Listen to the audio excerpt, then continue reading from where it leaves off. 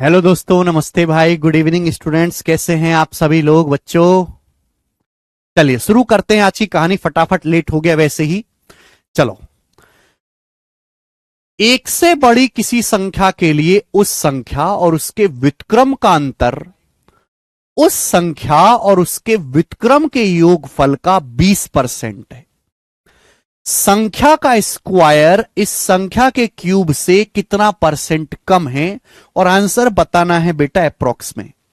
ध्यान सुनेगा, इंग्लिश में पढ़ देते हैं। सवाल सीतसल 2018 में पूछा हुआ है। ये आज की क्लास का टाइप नंबर 1 है और मैं आपको एक ही सवाल कराऊंगा।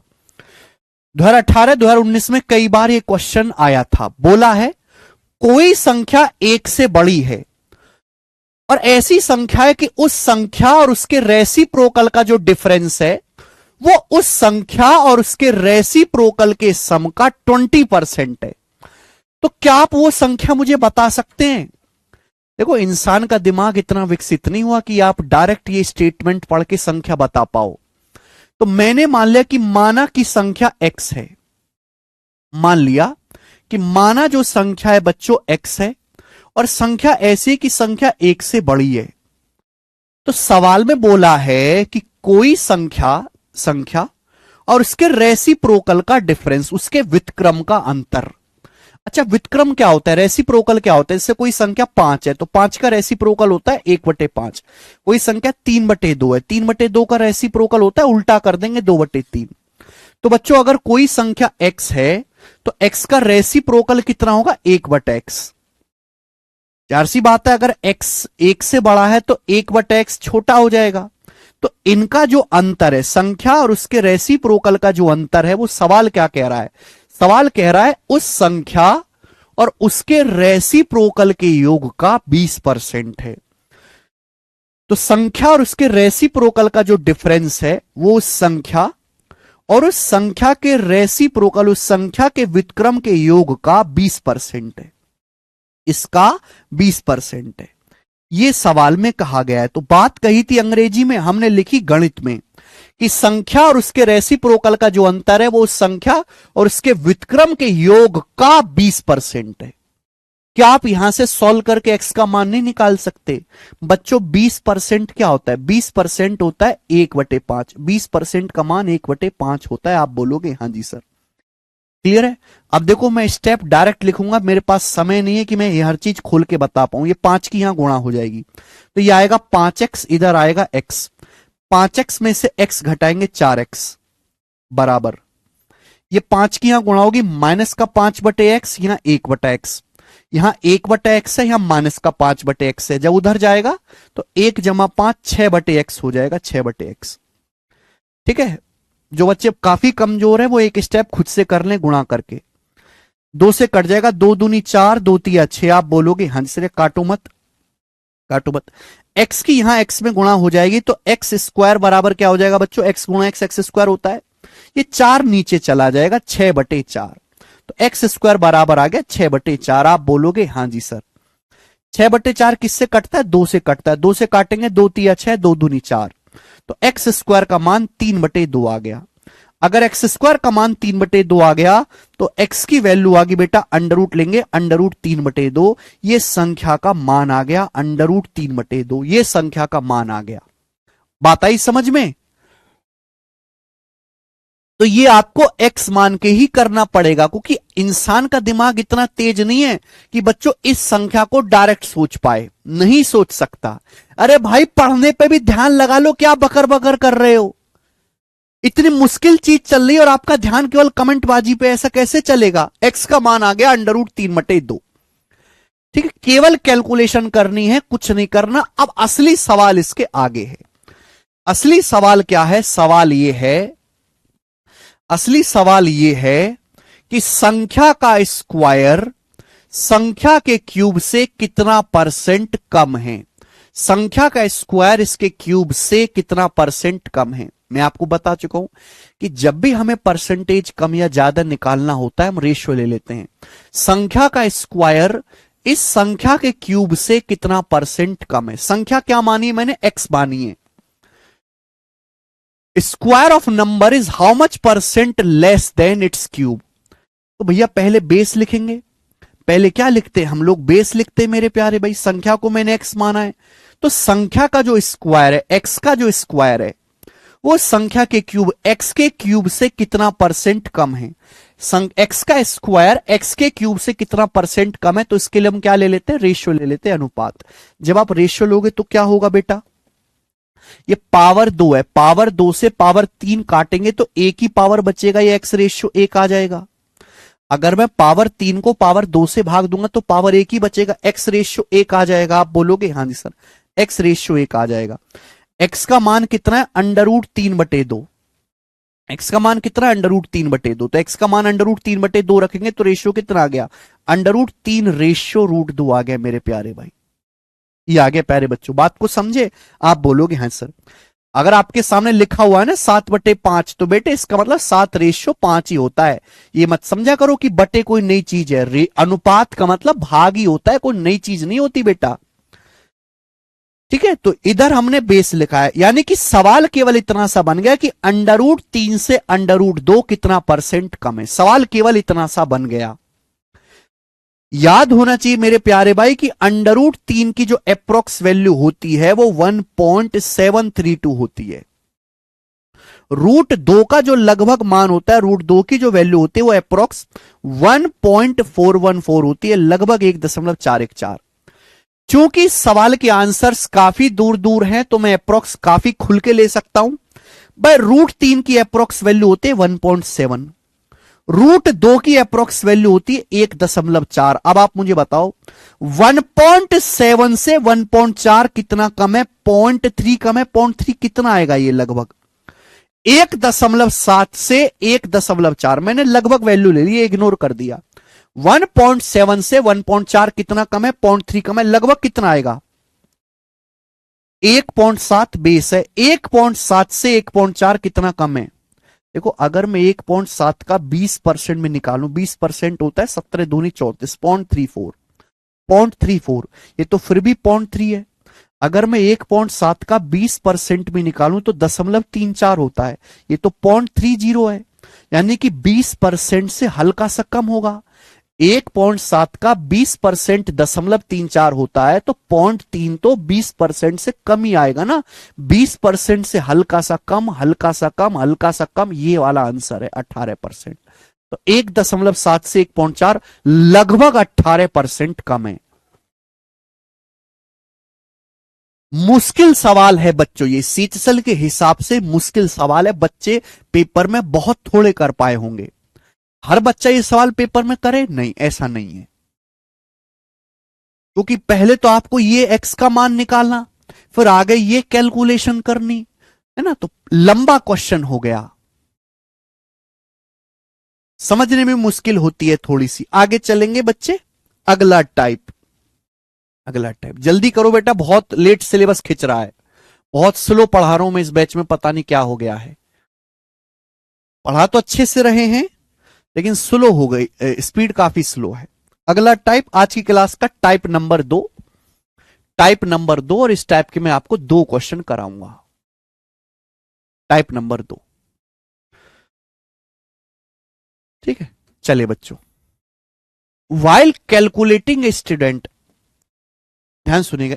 इस टाइप में क्या है कि जब भी एक कैलकुलेशन में ना बच्चा गड़बड़ कर देता है, अगर आप कैलकुलेशन में गड़बड़ कर दोगे तो आंसर में भी गड़बड़ हो जाएगी। यही पूछा जाता है कि आंसर में कितने परसेंट की गड़बड़ होगी। While calculating, a student mistakenly reads the number 97 at 79. Find the percentage increase or percentage decrease in its calculation. Calculation करते समय एक बालक ने 97 को 79 पढ़ लिया, तो बताओ उसकी कैलकुलेशन में कितने परसेंट की कमी हो गई या वृद्धि हो गई। यानी कि एक बच्चा कैलकुलेशन कर रहा था, उसने गलती से 97 को 79 पढ़ लिया, संख्या 97 को, यानी कि सही था 97, लेकिन गलती से उसने 79 पढ़ लिया। तो बताओ 97 को 79 पढ़ लिया तो उसकी कब हो गया संख्या? डिक्रीज हो गया बच्चों, यानी कि इंक्रीज वाले तो आंसर हो ही नहीं सकता ये वाला। आंसर इन तीनों में से एक विकल्प होगा।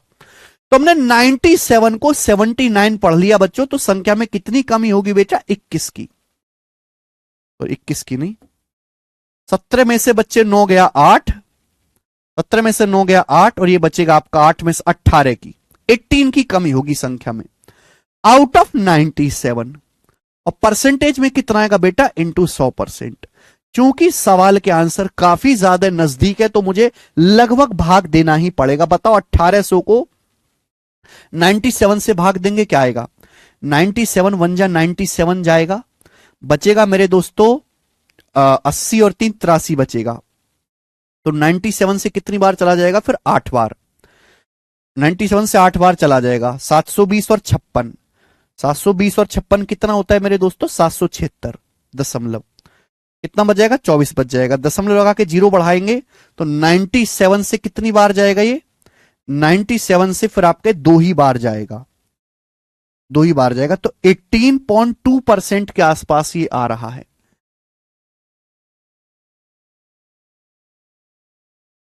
एटीन 18.2% के आसपास आ रहा है भाई ये तो। आप क्या बता रहे हैं?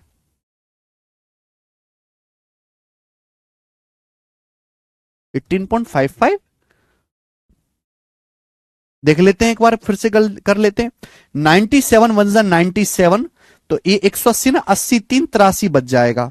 फिर 97 से 8 बार जाएगा तो 720 जाएगा, सॉरी 720 और 56 776 हो जाएगा। तो एक 776 हो जाएगा। तो बेटा ये बच जाएगा आपका 30 और 24, 30 और 24 ये बच जाएगा, दशमलव लगा के 54, एक जीरो बढ़ा लेंगे तो 97 पंजे चला जाएगा। बिल्कुल सही, 18.5 समथिंग आएगा ये आंसर है। 18.5 समथिंग आएगा, हमने गलती कर दी थी, 18.5 समथिंग ही आएगा, ये आंसर है। ठीक है ना बच्चों?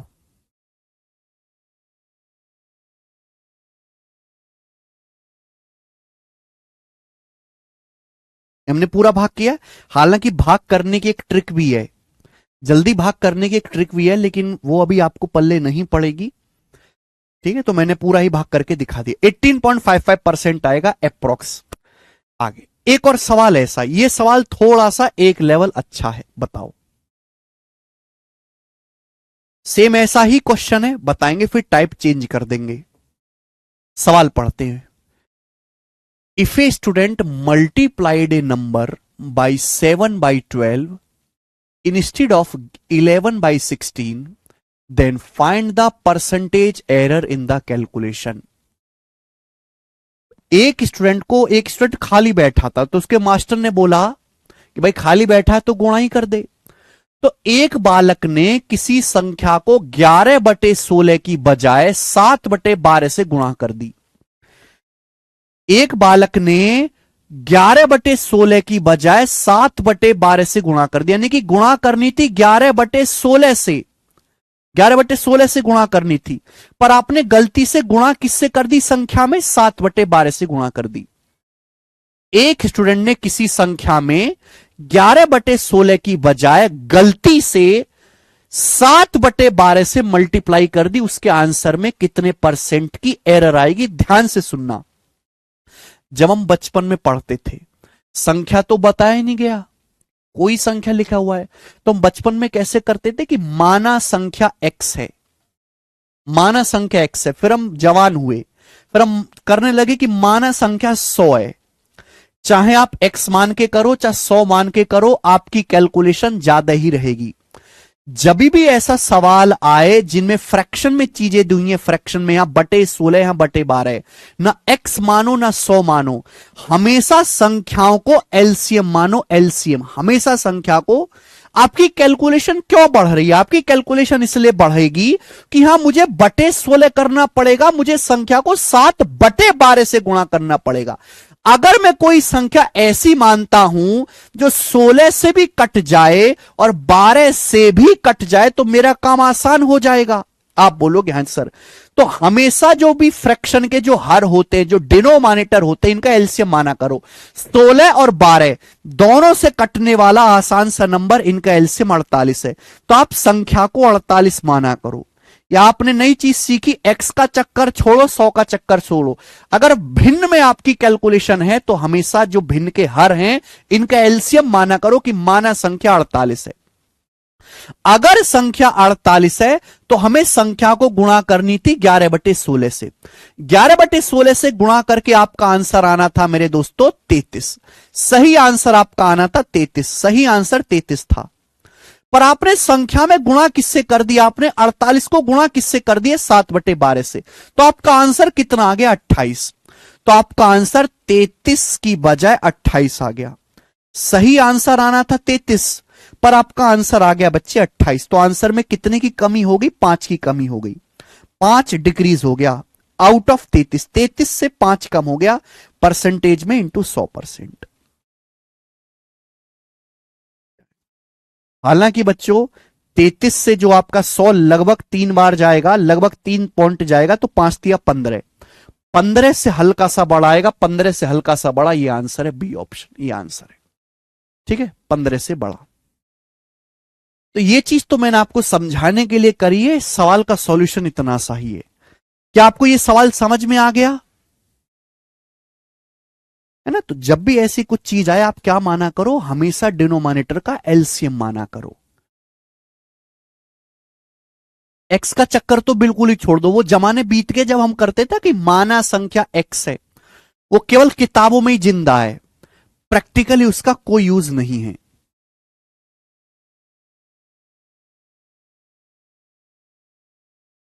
ठीक है, चलिए आगे चलते हैं। अगला टाइप, अगला कंसेप्ट। आगे चलते बच्चों, अगला टाइप है, अगला कॉन्सेप्ट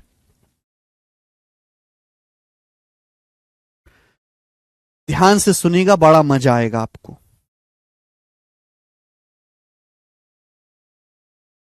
अगला टाइप, अगला कंसेप्ट बहुत प्यार से समझाना है आपको बच्चे, मजा आ जाएगा। अभी तक मैंने जितने भी कॉन्सेप्ट पढ़ाए हैं उनमें सबसे ज्यादा इंपॉर्टेंट एक कंसेप्ट है और सबसे ज्यादा पूछे जाने वाला सवाल इस पर बनता है। अभी तक सबसे इंपॉर्टेंट चीज शुरू होने वाली है। चलिए सबसे पहले कंसेप्ट समझते हैं। अगर दो संख्याएं ऐसी हैं ए और बी, अगर दो संख्याएं ए और बी ऐसी हैं कि उनकी गुणा एक फिक्स नंबर है, कांस्टेंट नंबर है। अगर दो संख्याएं ए और बी ऐसी हैं मेरे प्यारे भाई कि उनका प्रोडक्ट कांस्टेंट है, कांस्टेंट का मतलब उनका प्रोडक्ट फिक्स है, उनका प्रोडक्ट एक निश्चित संख्या है, बदल नहीं सकता, बदल नहीं सकता।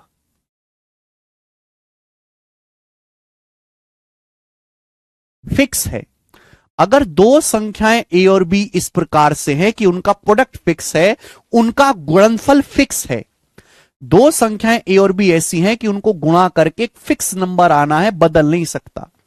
अगर ऐसा है मेरे प्यारे भाई, अगर ऐसा है तो ध्यान से मेरी बात को सुनिएगा। अगर ऐसा है तो ए और बी एक दूसरे के इनवर्सली प्रोपोर्शनल होंगे, व्युत्क्रमानुपाती होंगे।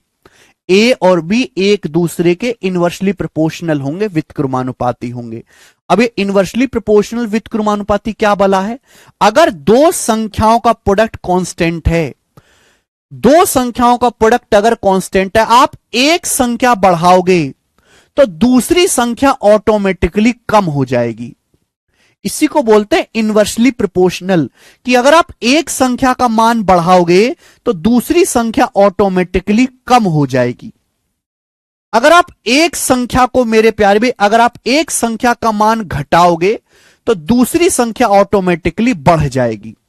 अगर आप ध्यान सुनिएगा, अगर आप एक संख्या का मान घटाओगे तो दूसरी संख्या ऑटोमेटिकली बढ़ जाएगी। यह होता है इनवर्सली प्रोपोर्शनल। एक घटाओगे, अगर दो संख्याओं का प्रोडक्ट कांस्टेंट है, जब मैं कहता हूं तीर ऊपर जा रहा है तो बढ़ना, जब मैं कहता हूं तीर नीचे आ रहा है तो घटना। अगर दो संख्याओं का प्रोडक्ट कांस्टेंट है तो एक संख्या जिस अनुपात में चेंज होगी, एक संख्या जिस अनुपात में चेंज होगी, दूसरी संख्या उसके उल्टे अनुपात में चेंज होगी। एक संख्या जिस अनुपात में बदलेगी, दूसरी उसके उल्टे अनुपात में बदलेगी। अगर आप एक संख्या को बढ़ाओगे मेरे प्यारे में, ध्यान सुनेगा, ये बड़ा प्यारा लॉजिक है। अगर आप एक संख्या को बढ़ाओगे तो दूसरी संख्या घटेगी। क्लियर है प्यारे बच्चों? अगर आप एक संख्या को घटाओगे तो दूसरी संख्या बढ़ेगी। एक संख्या जिस अनुपात में चेंज होगी दूसरे उसके उल्टे अनुपात में चेंज होगी अगर दो संख्याओं का प्रोडक्ट कांस्टेंट है। एग्जाम्पल समझाता हूं। जैसे मान लें कि दो संख्याएं हैं 5 और 9। तो दो संख्याएं 5 और 9, 5 और 9। तो दो संख्याएं बेटा 5 और 9, प्यार से सुनिएगा। 5 और 9 की गुणा करके मेरे दोस्तों 45 आता है। मान लिया जैसे दो संख्याएं ए और बी जिनका मान 5 और 9 है, इनकी गुणा करके 45 आता है। 45 मुझे फिक्स रखना, मुझे 45 नहीं बदलना। तो दो संख्याएं मेरे दोस्तों ए और बी जिनके मान 5 और 9 है, इनकी गुणा करके क्या आ रहा है 45। मुझे 45 नहीं बदलना दोस्तों, 45 नहीं बदलना, 45 को 45 रखना है।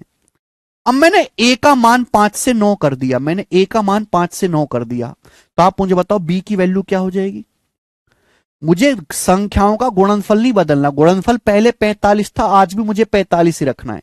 मैंने ए का मान देखिए, ए का मान पहले 5 था, मैंने ए का मान 5 से 9 कर दिया। अब बताओ बी की वैल्यू क्या आ जाएगी? अब बी का मान क्या हो जाएगा बेटा? 9 की किस में गुणा करे कि 45 आए? 5 से। 9 पंजे 45 होता है। तो देखो बी का मान पहले 9 था, बी का मान पहले 9 था, तो 9 से क्या हो गया? 5 हो गया। देखो उल्टा अनुपात में चेंज हुआ कि नहीं हुआ? ए जिस अनुपात में चेंज हुआ है 5 से 9, बी उसके उल्टे अनुपात में चेंज हुआ है, बी उसके रिवर्स रेशियो में चेंज हुआ है। बात समझ में आई कि नहीं समझ में आई? आप बोलोगे हां जी सर बिल्कुल सही, मजा आया। तो दो संख्याओं का प्रोडक्ट अगर कांस्टेंट है, एक संख्या बढ़ाओगे 5 से 9 बढ़ा दी तो दूसरी संख्या कम हो गई। एक संख्या जिस अनुपात में चेंज होगी दूसरे उसके उल्टे अनुपात में चेंज होगी। एक और एग्जांपल से समझते हैं। तो दो संख्याएं ए और बी, ए का मान 5 है, बी का मान 9 है, गुणा करके 45 आ रहा। मैंने ए की वैल्यू 15 कर दी। ए का मान मैंने 5 था, मैंने 5 से 15 कर दिया, तो ए का मान मेरे दोस्तों क्या हो गया? 1:3, 1 से 3 हो गया मेरे दोस्तों ए का मान। ए का मान किस अनुपात में चेंज हुआ? 1 से 3। तो बताओ बी की वैल्यू क्या आ जाएगी? जल्दी से बताओ बी का मान क्या आ जाएगा? अगर मैंने ए का मान पहले 5 था, मैंने 5 से 15 कर दिया, मुझे गुणा 45 रखना, गुणा करके 45 ही आना चाहिए, तो बी का मान क्या आ जाएगा? 3 15 45 होता है। तो बताओ बी की वैल्यू क्या हो जाएगी? बी की वैल्यू पहले 9 थी, अब 9 से 3 होगी, तो बी का मान किस अनुपात में चेंज हुआ? 3 3 9, 3 कम 3, 3:1। यानी कि जिस अनुपात में ए बदला है बी उसके उल्टे अनुपात में बदला है। ए जिस रेशियो में चेंज हुआ है बी उसके रिवर्स रेशियो में चेंज हुआ है। यही नियम है, यही आपका कॉन्सेप्ट है जो मैं इतनी देर से आपको समझाने की कोशिश कर रहा हूं कि अगर दो संख्याओं का प्रोडक्ट कांस्टेंट है, दो संख्याओं का प्रोडक्ट कांस्टेंट है, तो एक संख्या जिस अनुपात में चेंज होगी दूसरे उसके उल्टे अनुपात में रिवर्स रेशियो में चेंज होगी। एक संख्या बढ़ाओगे दूसरी घट जाएगी, अगर एक संख्या घटाओगे तो दूसरी बढ़ जाएगी। बताइए समझ में आया? आप बोलोगे सर जी बहुत अच्छी तरीके से समझ में आया है। चलो इसका सबसे अच्छा जो एग्जाम्पल है वो मैं आपको दिखाता हूं। इसका सबसे अच्छा एग्जाम्पल है एक्सपेंडिचर बराबर प्राइस गुणा कंजम्पशन। एक्सपेंडिचर बराबर प्राइस गुणा कंजम्पशन।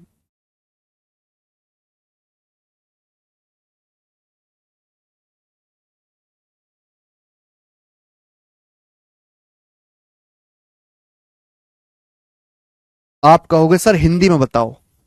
एक्सपेंडिचर को हिंदी में कहते हैं खर्चा। एक्सपेंडिचर को हिंदी में कहते हैं खर्चा। प्राइस का मतलब है कीमत, कीमत, और कंजम्पशन का मतलब है खपत। तो खर्चा बराबर कीमत गुणा खपत, खर्चा बराबर कीमत गुणा खपत, खर्चा बराबर कीमत गुणा खपत, खर्चा बराबर कीमत गुणा खपत।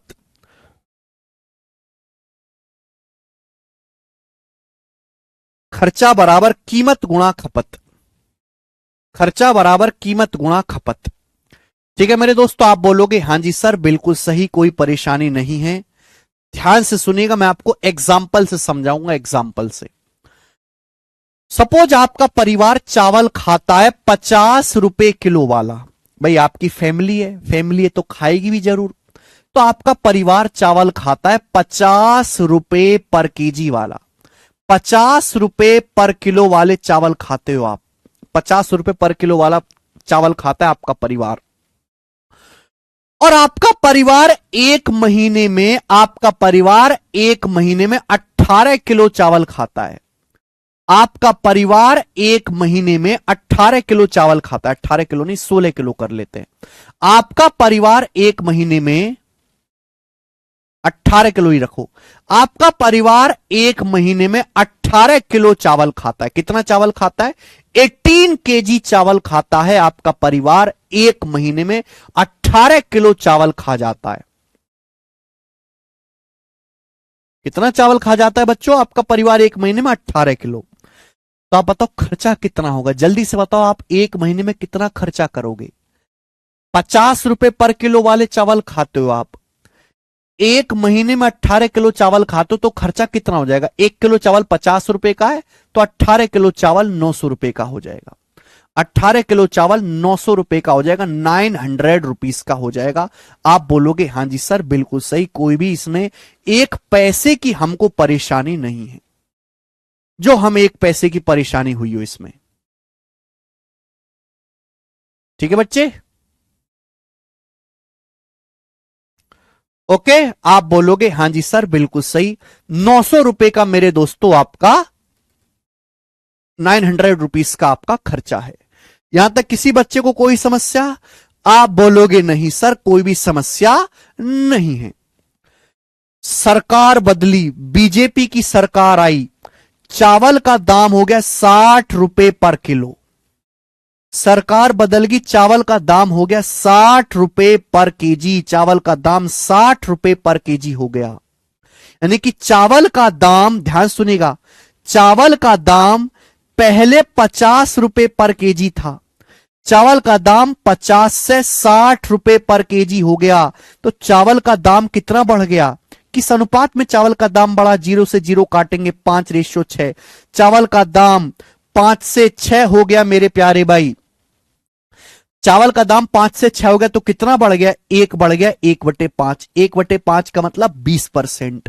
तो चावल का जो दाम है मेरे दोस्तों वो कितना बढ़ गया? 20% बढ़ गया। चावल 20% महंगा हो गया, चावल 20% महंगा हो गया।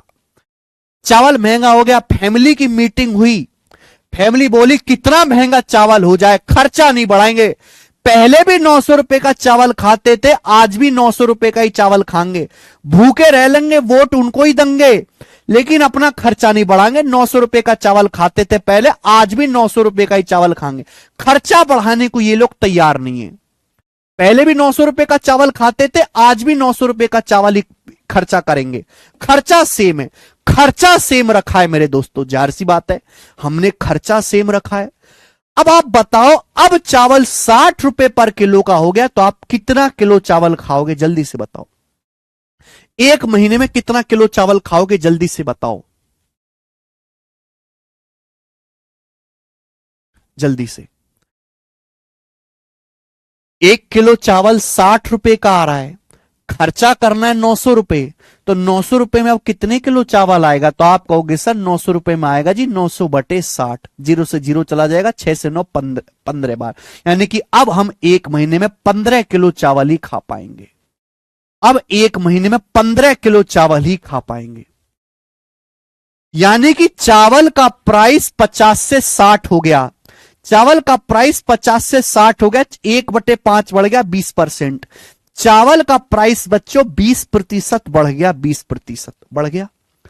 तो चावल की जो खपत है, जो कंजम्पशन है, वो किस रेशियो में कम हुई? आप बताओ। दो संख्याओं का प्रोडक्ट, गुणाई तो बीच में प्रोडक्ट कांस्टेंट है, तो एक संख्या जिस अनुपात में बढ़ेगी दूसरी उसी रेशियो में घटेगी। चावल की खपत पहले 18 किलो थी, पहले आप एक महीने में 18 किलो चावल खाते थे राजी खुशी, अब आप एक महीने में मात्र 15 किलो चावल ही खाते हो, 15 किलो। तो आप मुझे बताओ चावल की खपत किस रेशियो में चेंज हुई? 3 से जाएगा, 3 × 18, 3 × 5 15, 6:5। आप बोलोगे हाँ सर, तो क्या उल्टा रेशियो नहीं आया? जो रेशियो प्राइस का है उसका उल्टा रेशियो कंजम्पशन का आया है।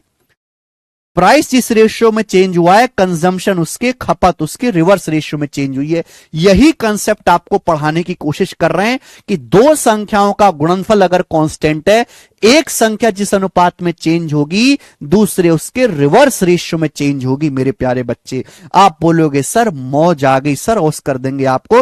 यानी कि अगर पहले खपत 6 थी तो खपत 6 से 5 हो गई, तो खपत कितनी होगी बेटा? 1/6। 6 से 5 होगी तो कितना कम होगी? 1। 1/6। 1/6 मतलब कितना होता है? 16.66%। यानी कि आपकी चावल पे जो खपत है मेरे प्यारे दोस्त, चावल पे जो आपकी खपत है वो 16.66% कम करनी पड़ेगी आपको चावल पे अपनी खपत। अगर चावल 20% महंगा हो गया है, खर्चा नहीं बदलना, खर्चा बदलने को राजी नहीं आप, तो आपको अपनी खपत 16.66% कम करनी पड़ेगी। ये आपका कॉन्सेप्ट है। 1 किलो चावल 60 रुपीस का है, 900 रुपए में कितना किलो चावल आएगा अंजलि? 900 को 60 से भाग देंगे 15।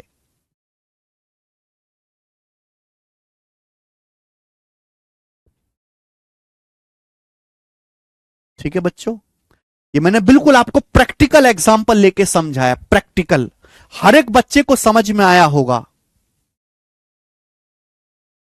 अगर आपको ये बात समझ में आई है तो कमेंट में यस लिख दीजिए। इससे बेहतर एग्जाम्पल देके इस कंसेप्ट को पढ़ाया ही नहीं जा सकता। आप दुनिया में कहीं भी जाके पढ़ लो भाई, ये तो घर घर की कहानी है। खर्चा बराबर कीमत गुणा खपत। एक तो ये कंसेप्ट सीखा कि खर्चा बराबर कीमत गुणा खपत होता है। क्या होता है मैंने आपको समझा दिया।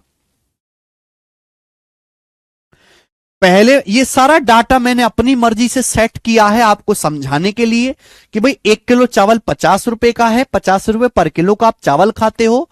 18 किलो चावल खाते हो तो खर्चा होता है 900 रुपए, 900 रुपीज। चावल महंगा हो गया, चावल 50 से 60 रुपए पर केजी का हो गया, सरकार बदल गई तो चावल 50 से 60 का हो गया, यानी कि 5 से 6 रेशियो में बदला। तो चावल का दाम पहले 5 था, अब 5 से 6 हो गया तो कितना बढ़ गया? 1/5। नीचे हमेशा बेस वैल्यू रखेंगे। 20% चावल का दाम बढ़ गया। खर्चा वही रखना है 900 रुपए, खर्चा वही रखना है 900 रुपए। 1 किलो चावल अब 60 रुपए का आ रहा है, तो अब कितना चावल खरीद पाओगे? 15। पहले 18 किलो चावल खपत करते थे, अब आप 15 किलो चावल खाओगे। तो खपत किस रेशियो में चेंज हुई? 6:5। क्लियर है? आप बोलोगे हां जी सर, यानी कि 6 से 5 खपत कितनी कम होगी? 1/6, 16.66%। मुझे लगता है आपको ये बात समझ में आ गई होगी।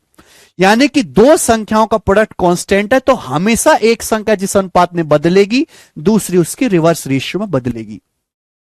अगर पेपर में सवाल आएगा तो आपको इतना तामझाम करने की जरूरत नहीं है, आप डायरेक्ट कर सकते हैं। जैसे बच्चे मैं आपसे पूछूं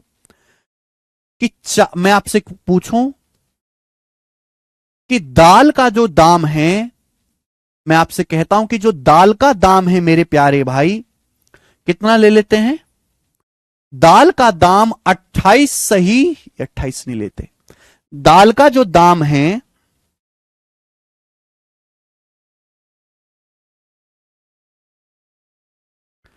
दाल का जो प्राइस है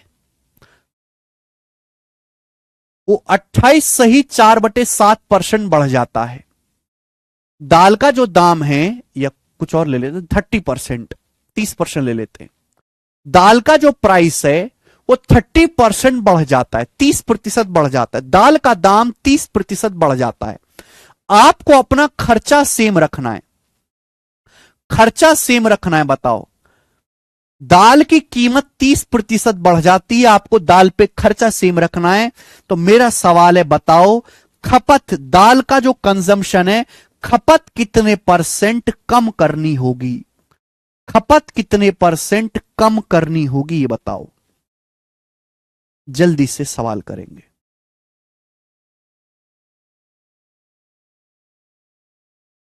बजट आया भैया, निर्मला सीतारमन जी ने बजट निकाला, दाल की कीमत 30% बढ़ गई। फैमिली ने बोला भूखे रहेंगे आज से, खर्चा नहीं बढ़ाएंगे, अपना सैलरी तो बढ़ी नहीं, खर्चा क्या बढ़ा लें, तो खर्चा सेम रखना चाहते हैं तो दाल कितने % आपको कम खानी पड़ेगी? तो बच्चों कैसे करेंगे?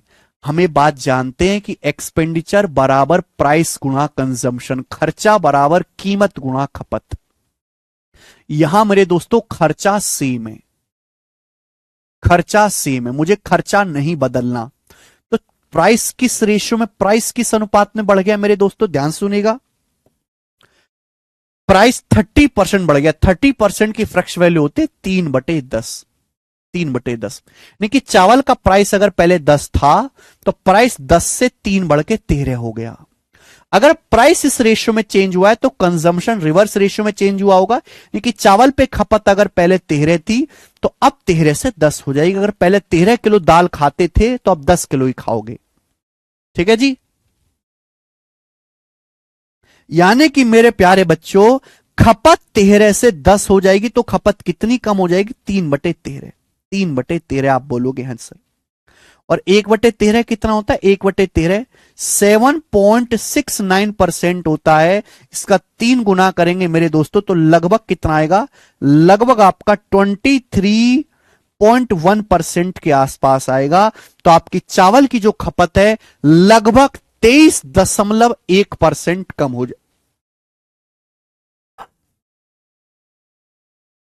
क्या आपको मेरी बात समझ में आ गई बच्चों? आप बोलोगे सर जी बहुत बढ़िया सर, मजा आ रहा बेटा। मैं एक चीज आपसे पूछूंगा कि जैसे मैं आपको कंसेप्ट पढ़ाता हूं, अगर कोई बालक हमारा बेसिक ढंग से देखे ना, उसको जिंदगी में कभी डाउट नहीं आ सकता। डाउट इसलिए आता है कि बच्चे बेसिक क्लास स्किप कर देते हैं, क्लास अटेंड ही नहीं करते, आलस में पड़े रहते हैं।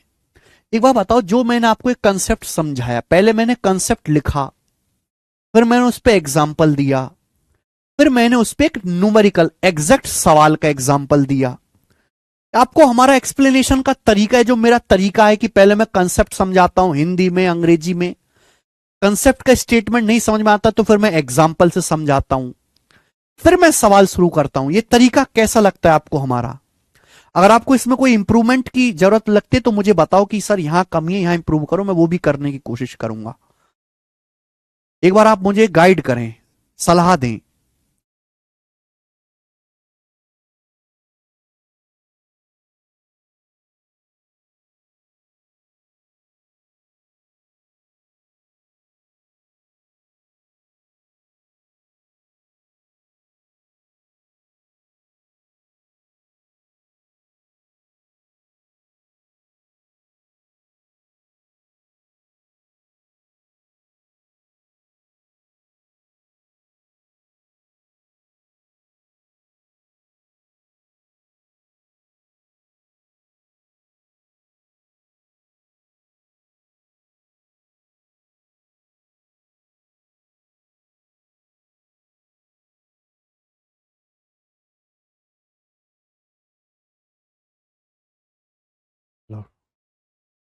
ठीक है भाई, चलो सभी बच्चे खुश, राजी खुशी दिख रहे हैं। तो ये हो गया बच्चों, यानी कि कंजम्पशन लगभग 23% कम हो जाएगा। ठीक है ना, ये याद करना, 1/13 लगभग 7.69% होता है, लिखवाया हमने, 3 गुना लगभग 23% आ जाएगा। अच्छा, ये बेसिक तरीका है करने का, ठीक है ना, बेसिक तरीका। लेकिन जब सवाल आएगा ना पेपर में तो हम इतना भी नहीं लिखेंगे बच्चों, बेसिक तरीका आना चाहिए, बेसिक तरीका आना चाहिए प्यारे बच्चों। लेकिन ये सवाल स्टैंडर्ड है, पेपर में बार बार आता है, जब क्वेश्चन पेपर में आएगा तो हम इतना नहीं लिखेंगे। शॉर्टकट भी समझते हैं, अब ध्यान सुनेगा, शॉर्टकट भी, ठीक है। हालांकि ये शॉर्टकट में पहले भी आपको सिखा चुका हूं। सवाल क्या है, सवाल ये है कि दाल का प्राइस 30% बढ़ जाता है, दाल का जो प्राइस है वो 30% बढ़ जाता है। दाल का खर्चा, हमें खर्चा सेम रखना है, खर्चा हमको नियत रखना है, खर्चा फिक्स रखना है, तो हमें दाल की खपत को कितने परसेंट कम करना होगा। तो दाल का प्राइस कितना बढ़ गया, 30%। 30% की फ्रैक्शन वैल्यू क्या होती है बेटा, 3/10, 3/10, 3/10। तो हमें खर्चा कितने परसेंट कम करना होगा, डायरेक्ट आप निकाल सकते हैं, डायरेक्ट सोचो। देखो बच्चों, अगर यहां 3 बढ़ा है, अगर यहां 3 बढ़ा है तो यहां 3 ही कम करना होगा। अगर प्राइस 3 बढ़ा है तो यहां 3 ही कम करना होगा। ध्यान रखना है, जितना बढ़ाओगे वहां उतना कम करोगे, जितना कम करोगे वहां उतना बढ़ाओगे। नीचे बेस क्या आएगा, बेस आएगा बेटा 10 जमा 3, ऊपर प्लस है तो प्लस 10 प्लस 3 13, 10 प्लस 3 13, ये बेस आ गया। तो डायरेक्ट पता चल गया कि हमें खपत 3/13 कम करनी होगी, डायरेक्ट पता चल गया। 1/13 होता है 7.69%, इसका 3 गुना करेंगे मेरे दोस्तों तो लगभग मुझे चावल दाल पे जो खपत है वो 23.07% कम करनी पड़ेगी चावल पे दाल पे खपत, और ये आंसर आ जाएगा। ये शॉर्टकट है और हमें ऐसे सवाल को मेरे दोस्तों इसी शॉर्टकट से करना है।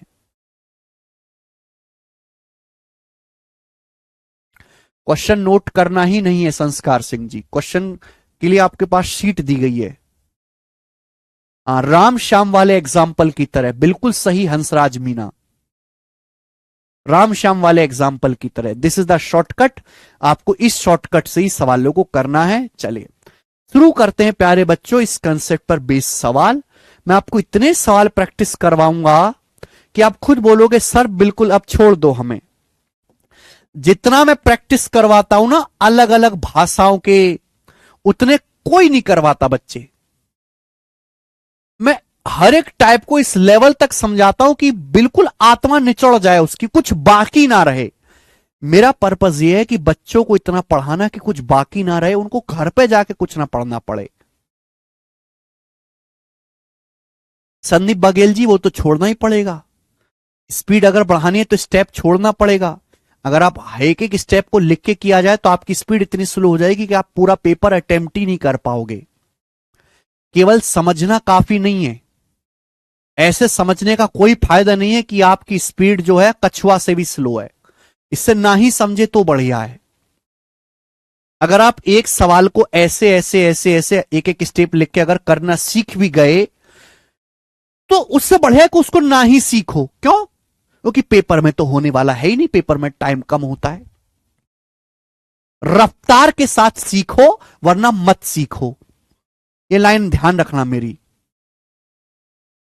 क्योंकि बच्चे इसलिए कंपटीशन से बाहर नहीं होते कि उन्हें सवाल आते नहीं है, बच्चे कंपटीशन से इसलिए बाहर होते हैं कि उन्हें आता है लेकिन उसकी स्पीड नहीं है, उनकी एक्यूरेसी नहीं है, इसलिए कंपटीशन से बाहर होते हैं।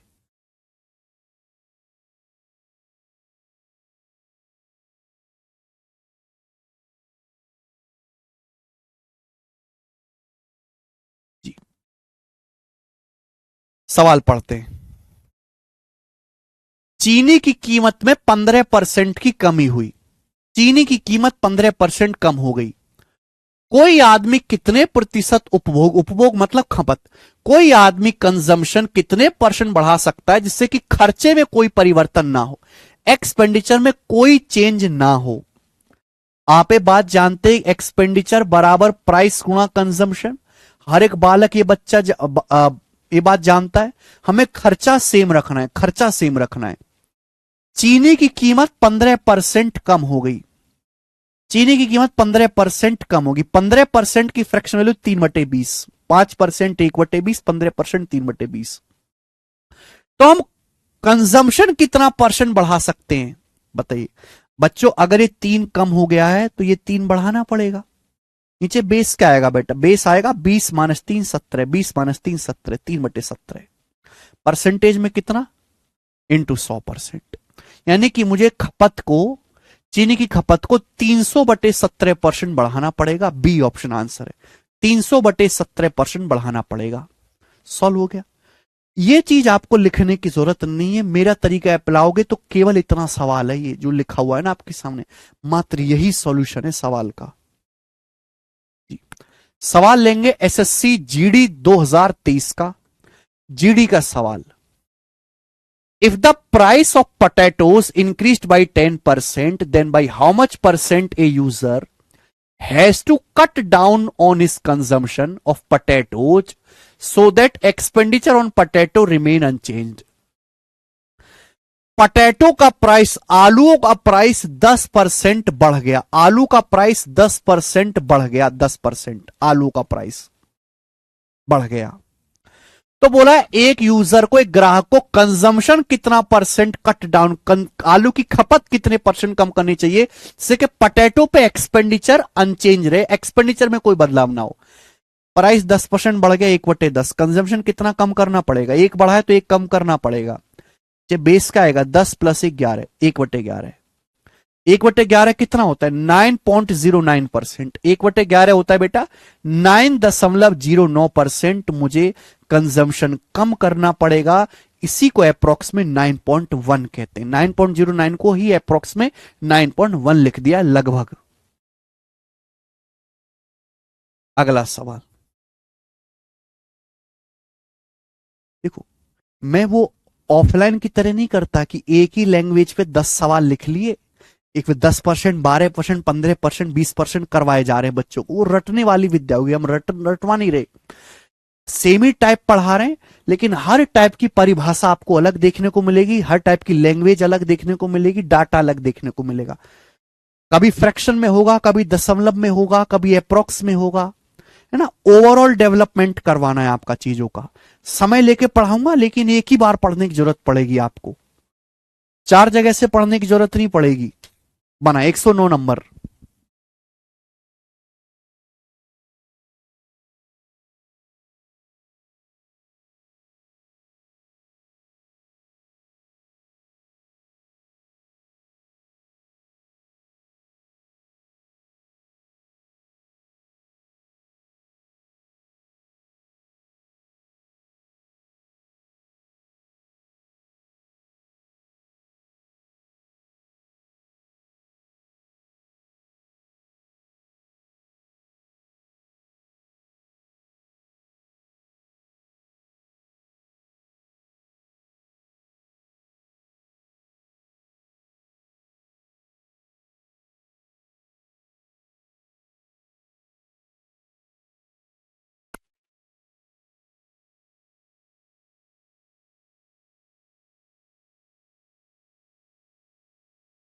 सीएनजी के प्राइस में 12, the price of CNG increased by 12%। CNG gas का प्राइस 12% बढ़ जाता है। By what percent, correct up to 2 decimal place, must साइनली reduce consumption of CNG for a car so that there is no increment in our expenditure on CNG. CNG का price 12% बढ़ जाता है, तो सालनी को अपनी कार में कितने परसेंट सीएनजी कम डलवानी चाहिए जिससे कि सीएनजी पे सालनी के खर्चे में कोई बदलाव ना हो, खर्चा सेम रहे। देखो प्राइस 12% बढ़ जाता है, 12% की फ्रैक्शन वैल्यू 3/25, 4% 1/25 होता है ना, 3/25। अगर ये 3 बढ़ा है तो 3 कम होगा, नीचे बेस वैल्यू आएगा 25 + 3 28। देखिए कंजम्पशन को 3/28 कम करना पड़ेगा परसेंटेज में, इंटू 100% ही आएगा बेटे। ठीक है, 4 से चला भी जाएगा 25 बार, ये 7 बार, तो 75, 25 या 75 को 7 से भाग दूंगा तो 7 2 शाम 70 जाएगा, 10 पॉइंट समथिंग जाएगा, 10 पॉइंट समथिंग ये आंसर। 75/7 करेंगे तो 10 दशमलव समथिंग जाएगा आंसर। पूरा थोड़ा ना करना पड़ता है बच्चे, पूरा नहीं करना पड़ता। 109 है। सवाल नंबर 110 ही बताएं, सीजीएल 2023 प्री का। ठीक बच्चे, हर एक एग्जाम के सवाल आपको मिल जाएंगे। ऐसे ना समझे कि रेलवे में कुछ अलग पूछता है, रेलवे में यही सब पूछता है।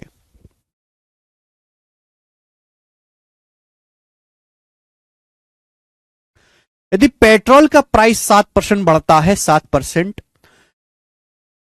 तो बोला है उपभोक्ता को, कस्टमर को पेट्रोल पर खर्चे को अनचेंज रखने के लिए खपत में कितने प्रतिशत की कमी की जानी चाहिए। लेटेस्ट सवाल है बच्चों, एकदम लेटेस्ट।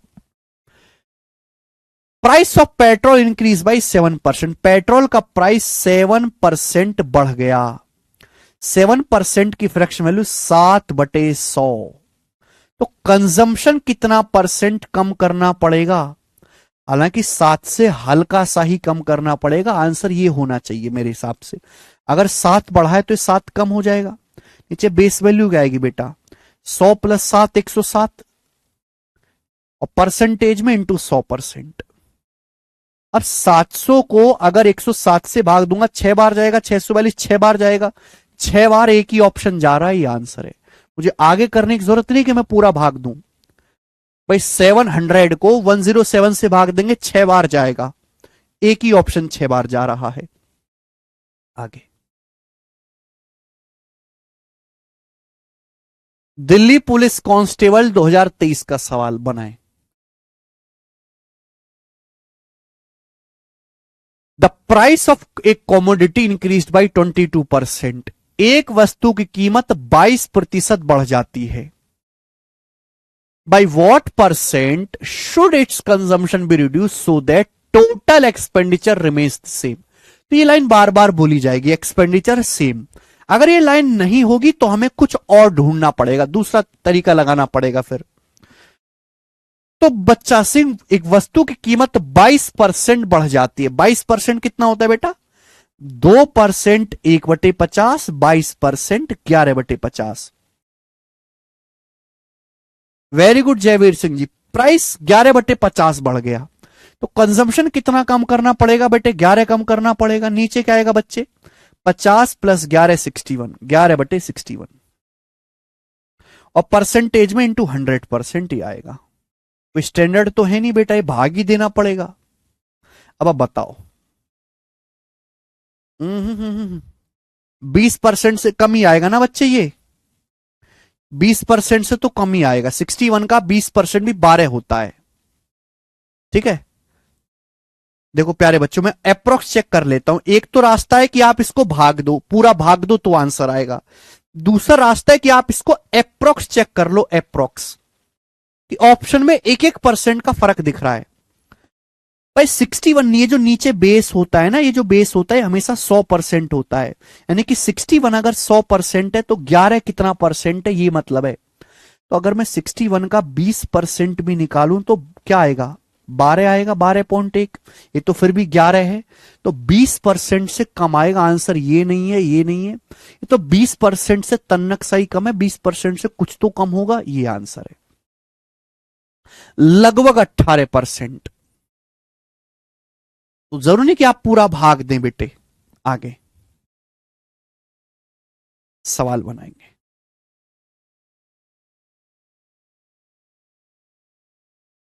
एमटीएस के पेपर का क्वेश्चन है ये। A person increases his consumption of sugar bye 42.84% because the price of sugar is reduce by X%, find X। ये उल्टा सवाल है, ध्यान सुनिएगा प्यारे बच्चे।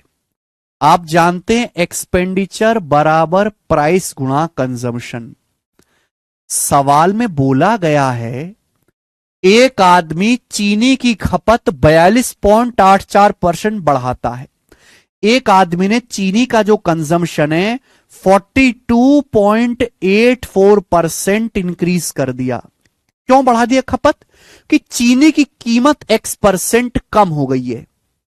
क्योंकि चीनी का जो प्राइस है ना दोस्त, वो X% कम हो गया है। तो आपसे ये पूछा है कि X का मान क्या है? एक्सपेंडिचर कांस्टेंट, एक्सपेंडिचर नहीं बदला। तो बताओ कंजम्पशन 42.84% बढ़ गया, क्या होता है?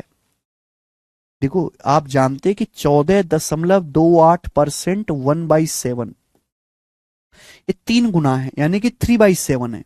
तो अगर कंजम्पशन 3/7 बढ़ा दिया आपने तो प्राइस कितना कम हुआ होगा? ये 3 बढ़ा है तो 3 कम हुआ होगा। नीचे बेस कितना आएगा? नीचे बेस आएगा बेटा 7 3 10, 3/10, 3/10 कितना होता है? 30%। यानी कि चावल है, क्या है ये? चीनी का जो प्राइस है वो 30% कम हुआ होगा। 30। एक्स का मान आपसे पूछा ना, परसेंट नहीं आना चाहिए। एक्स का मान 30 आएगा, 30।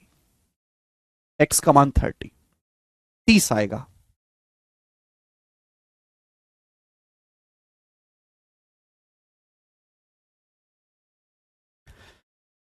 आसान सवाल है, सब बच्चे समझ भी पा रहे हैं। आगे चलेंगे। सवाल नंबर 113 बनाओ बच्चों। 113 देखो, हल्का सा चेंज है, सेम टाइप है, हल्का सा चेंज है जीडी के पेपर का। ऐसा नहीं कि मैं छोटे एग्जाम के सवाल कवर नहीं कर रहा, छोटे एग्जाम्स के सवाल भी कवर हैं। एसएससी जीडी का बनाएं। पेट्रोल की प्राइस 95 रुपये पर लीटर से 110 रुपए पर लीटर हो जाती है। पेट्रोल का जो प्राइस है, ध्यान सुनिएगा, वो पहले 95 रुपए पर लीटर था। अब पेट्रोल का प्राइस बढ़कर 110 रुपए 1 लीटर हो गया। तो बोला रवि द्वारा पेट्रोल की खपत कितने परसेंट कम की जानी चाहिए, पेट्रोल का कंजम्पशन कितना परसेंट कम हो कि खर्चा उतना ही बना रहे। आप बताओ, खर्चा क्या होता है, प्राइस गुणा कंजम्पशन। तो खर्चा सेम है, खर्चा सेम है तो दो संख्याओं का प्रोडक्ट कांस्टेंट है। एक संख्या जिस रेशियो में चेंज होगी दूसरी रिवर्स रेशियो में। बेसिक पे चले जाइए, पेट्रोल का प्राइस 95 से 110 हो गया। पेट्रोल का प्राइस कितना बढ़ गया, 5 से काटेंगे 19:20, 5 से काट सकते हैं। तो पेट्रोल का प्राइस 19 से 22 हो गया। तो कंजम्पशन किस रेशियो में चेंज होगा, रिवर्स रेशियो में, 22:19। कि पेट्रोल की खपत अगर पहले 22 थी तो मुझे 22 से 19 करनी पड़ेगी। तो पेट्रोल के कंजम्पशन कितना कम करना पड़ेगा, 3/22। अब 1/22 मैंने आपको बताया 4.54%। 1/22 4.54% होता है लगभग, तो 3 गुना क्या आएगा, लगभग 13.6% के आसपास। 4.5 का 3 गुना 13.5 से हल्का सा ज्यादा, लगभग 13.64% मुझे खपत पेट्रोल की कम करनी पड़ेगी। गाड़ी में 13% पेट्रोल कम डलवाओ भाई साहब।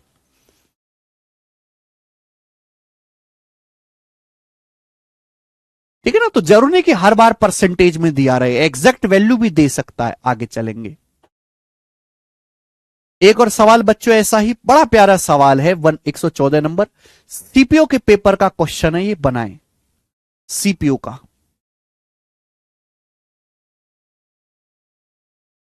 अरे मजा आ रहा है कि नहीं पढ़ने में हमारे संग,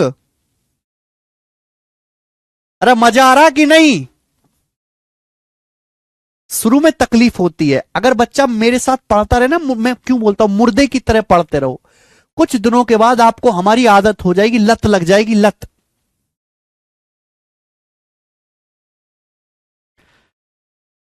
मतलब ऐसा हो जाएगा कि हमारी शक्ल देखे बिना, मेरी डांट खाए बिना, ये हमारी क्लास करे बिना आपको सही से नींद नहीं आएगी। इतनी बुरी लत लग जाती बच्चों को हमारी। मतलब काफी ज्यादा ओवर द बियॉन्ड प्यार मिलता है मुझे बच्चों का, काफी ज्यादा।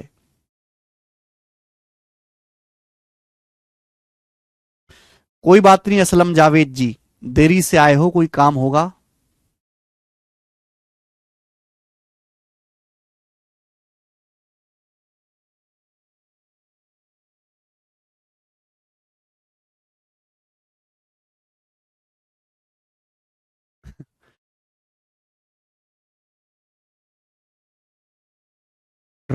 वर्तमान में जिस चावल को 29 रुपए पर केजी की दर से बेचा जा रहा है, पिछले महीने उसका प्राइस 25 रुपए पर केजी था।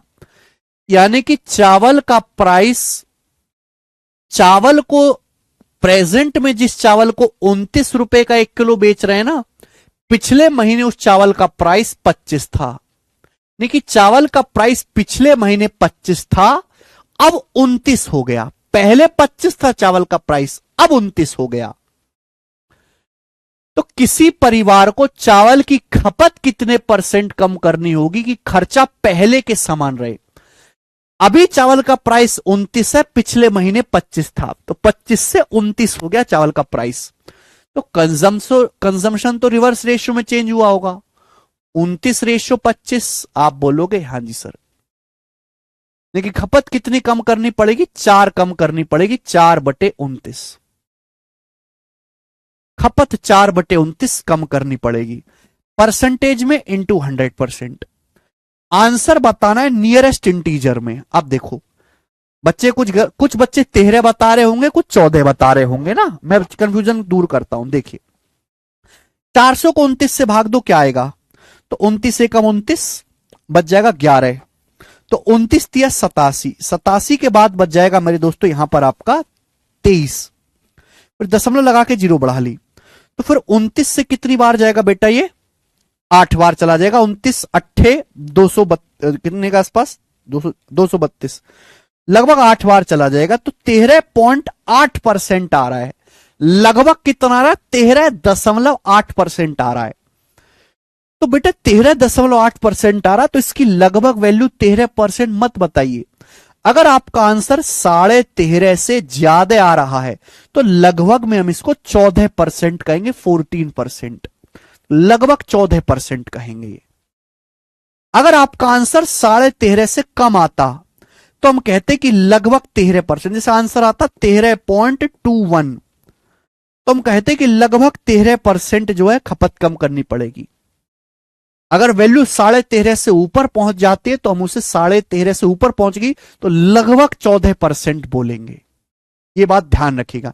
नियरेस्ट सबसे नजदीक का लेंगे। 13.8 के निकटतम पूर्णांक 13 नहीं है, 14 है।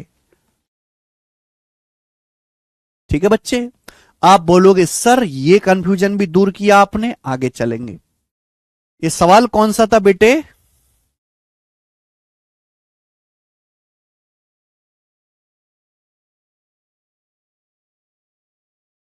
हाँ जी, सवाल नंबर 115 बनाओ। ऐसा सेम कॉन्सेप्ट, कॉन्सेप्ट नहीं बदला अभी। 13.49 आए तो 13.49 ही बोलेंगे। ठीक है,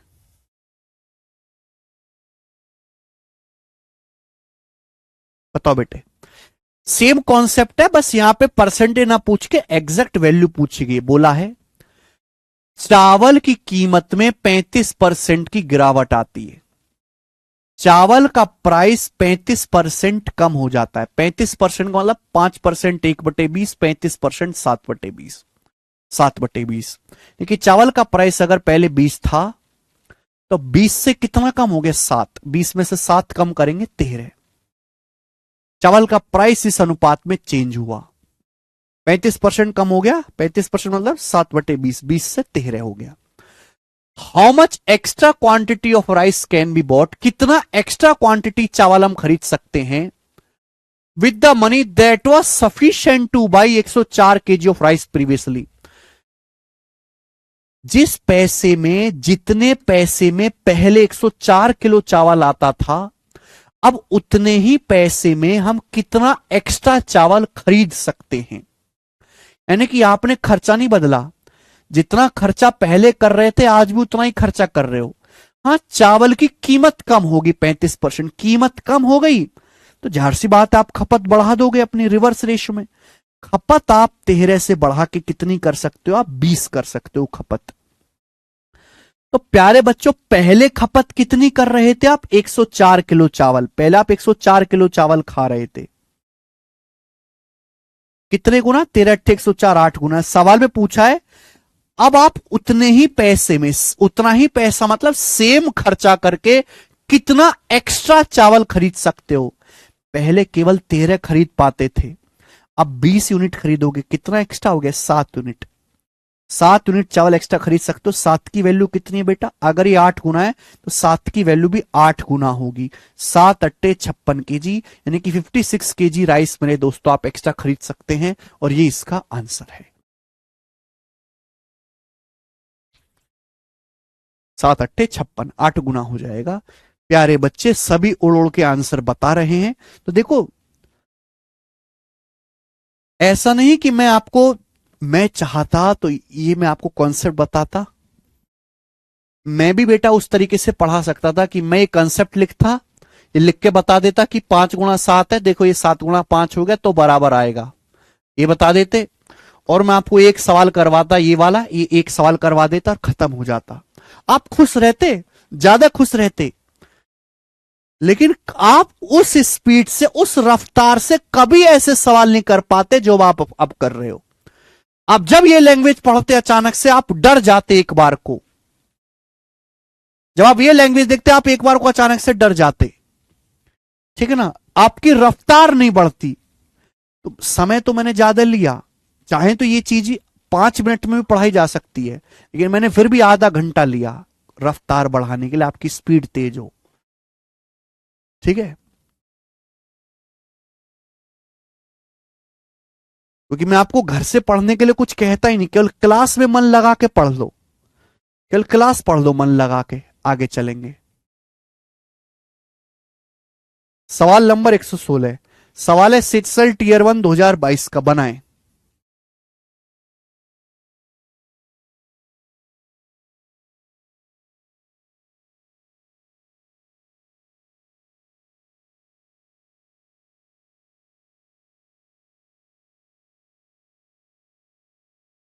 एक वस्तु के प्राइस में 25% की कमी की जाती है, यानी कि वस्तु सस्ती हो गई, सस्ती होगी वस्तु। खर्चे को समान रखने के लिए एक परिवार ने उसकी खपत में 20 किलोग्राम की वृद्धि की। एक वस्तु सस्ती होगी, कितनी सस्ती होगी? 25%। सेम ही सवाल है बेटा, ये लगभग सेम ही है। एक वस्तु का प्राइस 25% कम हो जाता है। 25% मतलब 1/4। अगर प्राइस पहले 4 था तो 4 से 1 कम होके 3 हो गया। परिवार ने सोचा खर्चा सेम रखना है, वस्तु सस्ती हो गई, सस्ती हो गई, खर्चा आपने बढ़ाया नहीं ना, खर्चा आपने बदला नहीं, तो आप ज्यादा वस्तु खरीद पाओगे। आपने वस्तु की खपत 20 किलोग्राम बढ़ा दी। परिवार की पहले खपत कितनी थी, पहले कंजम्पशन कितना था? प्राइस अगर 4 से 3 हो गया तो कंजम्पशन रिवर्स रेशियो में चेंज हुआ होगा, 3:4 आप बोलोगे। हाँ सर, यानी कि अगर पहले कंजम्पशन 3 था तो अब 4 हो गया, तो कंजम्पशन कितना बढ़ गया, खपत कितनी बढ़ गई? 1। सवाल के अनुसार आपने खपत बढ़ाई कितनी है? 20 किलो। 1 की वैल्यू ही 20 किलो है। पहले कंजम्पशन कितना था? तो पहले था 3 यूनिट, तो 3 की वैल्यू भी 20 गुना आएगी। 1 यूनिट की वैल्यू 20 है तो 3 की वैल्यू आएगी 20 × 60 केजी, तो 60 केजी मेरे प्यारे बच्चों, ये रहा ए ऑप्शन। खपत आपकी बढ़ गई है, सॉरी 60 केजी आपकी इनिशियल कंजम्पशन था, 60 केजी। नेक्स्ट, 1 स्टेप सवाल है, सारे के सारे आप देखोगे कि 1 स्टेप से ज्यादा हमने किसी सवाल में किया नहीं है। 117 नंबर सवाल बनाओ।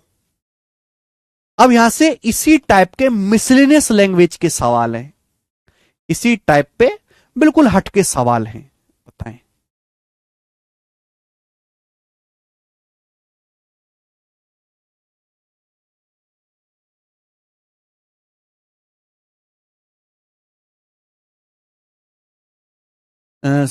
माई doubt can check for multiple in option containing decimal. Yes, triple S. अगर आपका आंसर अप्रोक्स में नहीं है, एग्जैक्ट है, तो डेसिमल में भी आप मल्टीपल चेक कर सकते हैं। Minimum how much time to crack SSC CGL exam, वो बच्चे से बच्चे पे डिपेंड करता है। किसी के लिए 5 महीने भी काफी है, किसी के लिए 2 साल भी कम है। जी केतन जैन जी, अच्छा, तो फिर आप यहां क्या कर रहे हैं केतन जैन? पढ़ना है तो बेटा ढंग से पढ़ो, बकवासबाजी मत करो। 2 सवाल ना आपसे होंगे ना उनसे होंगे।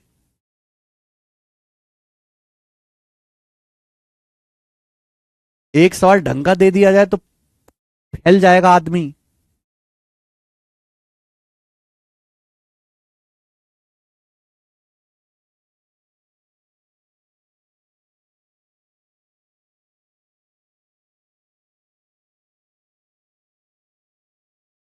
आता है, देखो, x is inversely proportional to y, x y के इनवर्सली प्रोपोर्शनल है। तो बेटा जो पहली लाइन है, इस लाइन का मतलब ये है x is inversely proportional to y, इसका मतलब ही होता है x और y का प्रोडक्ट कांस्टेंट है। x और y का प्रोडक्ट कांस्टेंट है। x is inversely proportional to y, x जिस रेशियो में चेंज करोगे y उसके रिवर्स रेशियो में चेंज होगी, ये मतलब है इस लाइन का। बोला x को 37.5% बढ़ाया जाता है। x को कितना बढ़ाया जाता है? x को 37.5% बढ़ाया जाता है। 37.5% की फ्रैक्शन वैल्यू क्या होती है? 12.5% 1/8, 37.5% 3/8। तो x को 3/8 बढ़ाया जाता है, ठीक है। तो पूछा है y के मान में कितने परसेंट का परिवर्तन होगा, y की वैल्यू में कितनी चेंज होगी। अगर x को 3 बढ़ाया तो यहां 3 कम करना पड़ेगा, बेस क्या आएगा मेरे दोस्तों? 8 + 3 11। बताओ 1/11 क्या होता है बच्चे? 1/11 होता है 9.09%। 3/11 आएगा ×3 27.27%। 27.27% आंसर है। का कहे हम y को 27.27% कम हो जाएगा y का मान। ठीक है, आगे अगला सवाल 118 नंबर, ये बताओ।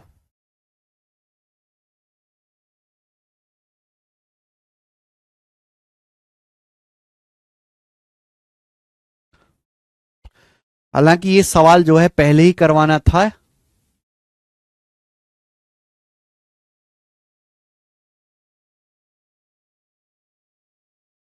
लास्ट क्वेश्चन है बेटा, भूख लग रही, आज हम खाना नहीं खा पाए, वीडियो बनाने के चक्कर में रह गए।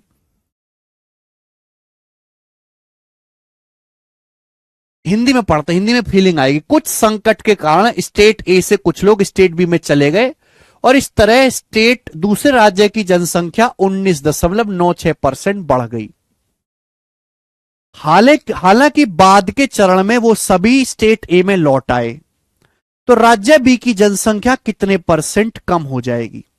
भाई कोरोना फैल गया, कोरोना फैल गया, कोरोना के कारण अब स्टेट ए से कुछ लोग स्टेट बी में चले गए, स्टेट ए से कुछ लोग स्टेट बी में चले गए, तो स्टेट बी में लोगों की संख्या बढ़ जाएगी। भाई एक राज्य के लोग दूसरे राज्य में चले जाएंगे तो राज्य बी की जनसंख्या बढ़ जाएगी। कितनी जनसंख्या बढ़ेगी? 19.96%।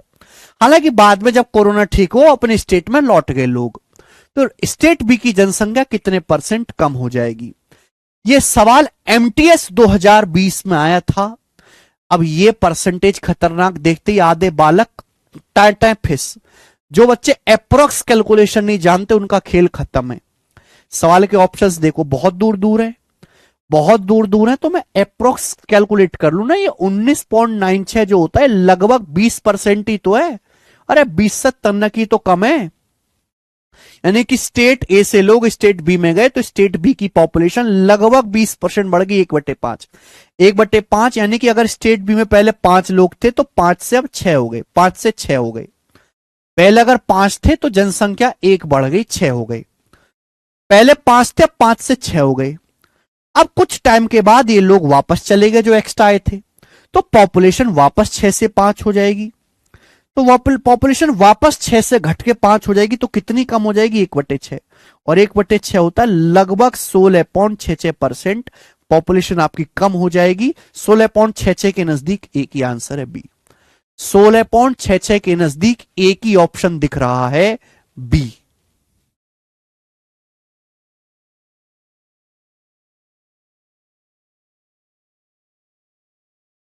चलिए आगे सवाल 119 नंबर, ये बताओ जल्दी से आप। लास्ट क्वेश्चन ये करते हैं आज, ये लास्ट करते हैं।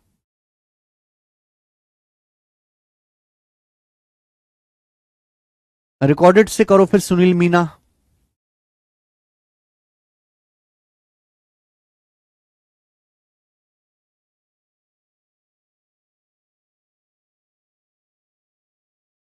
बेहतरीन लेवल का सवाल है, कंफ्यूजिंग लैंग्वेज है, कर नहीं पाएंगे बच्चे, ध्यान से सुनेगा।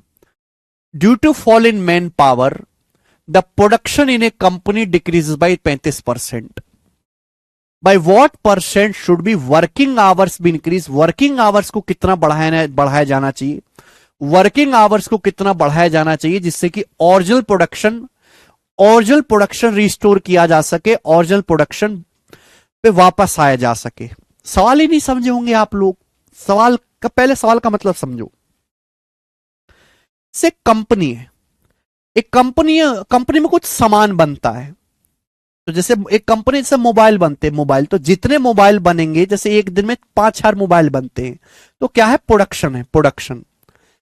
जितना हम सामान बनाएंगे उसे हम प्रोडक्शन बोलेंगे। प्रोडक्शन डिपेंड करता है मैन पावर पे। जितने ज्यादा लोग होंगे कंपनी में उतना ज्यादा सामान बनेगा। जितने ज्यादा लोग होंगे उतना ज्यादा सामान बनेगा। ध्यान सुनिएगा मेरे दोस्तों, जितने ज्यादा कंपनी में लोग होंगे उतना ज्यादा सामान बनेगा। 10 लोग हैं, 10 लोगों का सामान बना पाएंगे। 100 लोग लगा दोगे फैक्ट्री में, 100 लोगों के बराबर सामान बनाएंगे। तो बोला है मैन पावर, मैन पावर मतलब कंपनी में काम करने वाले लोगों की संख्या। तो मैन पावर में कमी के कारण एक कंपनी का प्रोडक्शन 35% कम हो गया।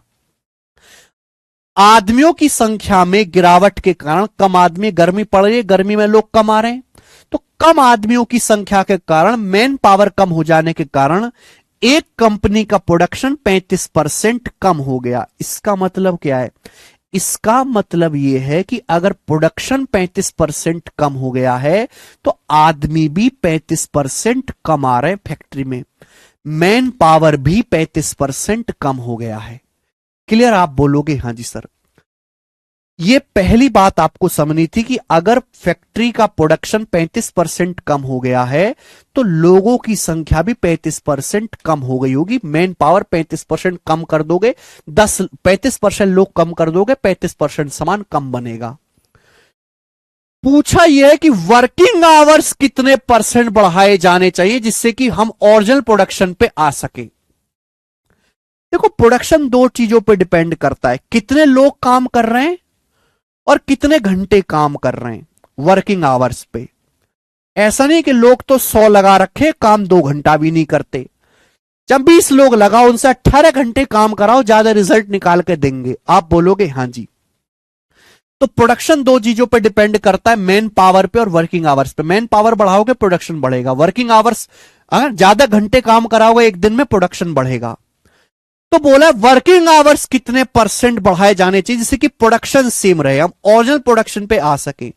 जितना हम सामान पहले बनाते थे, मूल उत्पादन जितना करते थे, उसी पे हम वापस चले जाएं, यानी कि प्रोडक्शन हमारा सेम रहे। क्लियर है? तो बेटा अब ये पिछले सवालों की तरह बन गया कि नहीं बन गया? ये कॉन्सेप्ट है, ये कॉन्सेप्ट पहले समझना पड़ेगा दिमाग में। मैन पावर अगर 35% कम हो गया, 35% होता है 5% 1/20, 35% 7/20, तो हमें वर्किंग आवर्स कितना बढ़ाना पड़ेगा? अगर ये 7 कम हो गया तो हमें 7 बढ़ाना पड़ेगा। नीचे बेस क्या आएगा? 20 - 7 13। अब 1/13 जो होता है वो 7.7% होता है, 6 9 को 7 लिख लो, इंटू 13 गुना।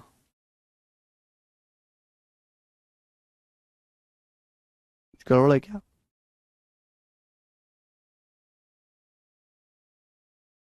इंटू 7 गुना, सॉरी, 1/13 की 7.7% ऊपर 7 है तो 7 से गुणा होगी। तो कितना आएगा बेटा? ये कितना आएगा? 49 और 4.9 यानी कि 53.9, 53 पॉइंट के समथिंग आएगा। ये आंसर है 53 पॉइंट समथिंग आएगा। आंसर है सी ऑप्शन, 53.85%। क्वेश्चन नहीं लिखना बेटे, उसके लिए शीट दी है आपको।